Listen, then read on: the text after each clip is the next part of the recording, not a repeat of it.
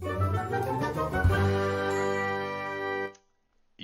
guys, it's Badger here. Today we're gonna have a look at another massage gun, and as you see, it is pretty solid, and we got some head pieces here. What I really do like is the look or design that's on here. It's like carbonic or something. It's not real though, but still looking good. Then you got your power switch. We got different head pieces to choose from, and then in the back we have a LCD display to choose the strength and to see how much battery is left.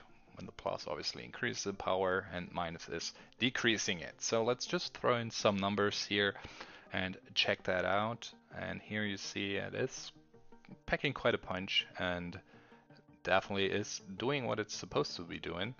And I have to say, I was a little skeptical first when I saw these. They are actually relaxing. They are actually doing their thing, and I'm yeah, I can definitely recommend them, and that's all I have to say for now. So I guess we will see each other in the next one. Take care, you guys. My name is Badger. I will see you around, and take care. Bye bye.